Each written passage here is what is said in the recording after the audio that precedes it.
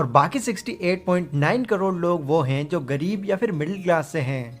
अब ये डेटा हो सकता है आपको बहुत शॉकिंग लगा होगा और हो सकता है आपको ये बात अनबिलीवेबल भी लगे, बट यही डेटा ही रियलिटी है।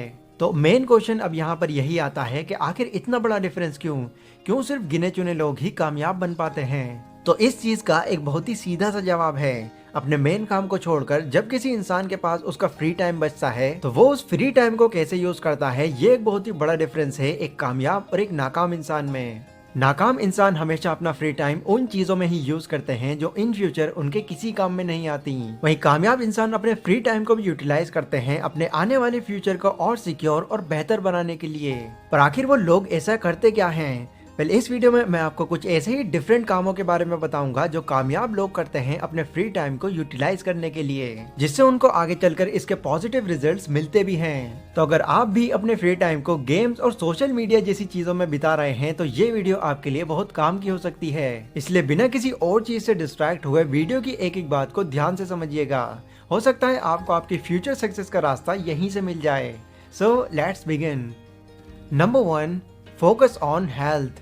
हेल्थ के रिगार्डिंग एक बहुत ही फेमस लाइन है, हेल्थ इज वेल्थ, यानी कि सेहत ही दौलत है। यूएस और बाकी कई कंट्रीज में हेल्थ को बहुत ही ज्यादा इंपॉर्टेंट माना जाता है। इवन वो लोग तो इसको पैसों से भी ज्यादा जरूरी समझते हैं। बट इंडिया जैसी कंट्री की अगर हम बात करें तो हम जानते हैं कि पॉपुलेशन के मामले में इंडिया नंबर 2 पर आता है। अब इतनी ज्यादा पॉपुलेशन में से सिर्फ 30% ही ऐसे लोग हैं जो अपनी हेल्थ पर फोकस करते हैं और बाकी सारे इसकी कोई परवाह ही नहीं करते। फिर जब उनसे इसके पीछे का रीजन पूछा जाता है तो मेजॉरिटी ऑफ पीपल ये कहते हैं कि हम फिट तो रहना चाहते हैं पर क्या करें, हमारे पास टाइम ही नहीं बचता।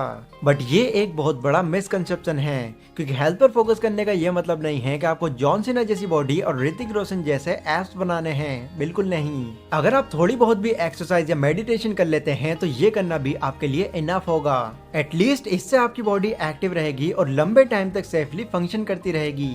फेमस बुक एंटी फ्रेजाइल के ऑथर नसीम नेकलेस अपनी बुक में फ्रेजाइल और एंटी फ्रेजाइल का कॉन्सेप्ट एक्सप्लेन करते हैं और बताते हैं कि दुनिया में 2 तरह की चीजें होती हैं, फ्रेजाइल और एंटी फ्रेजाइल।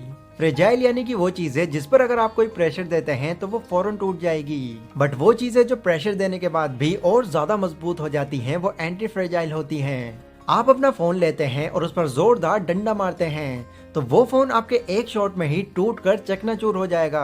बट वहीं अगर आप अपनी बॉडी पर डंडा मारते हैं तो यस नो डाउट आपको उस वक्त बहुत दर्द होगा, पर रोज रोज अगर आप इसी सेम एक्टिविटी को रिपीट करते रहेंगे तो एक दिन ऐसा भी आएगा जब आप पर उस डंडे का कोई भी असर नहीं होगा।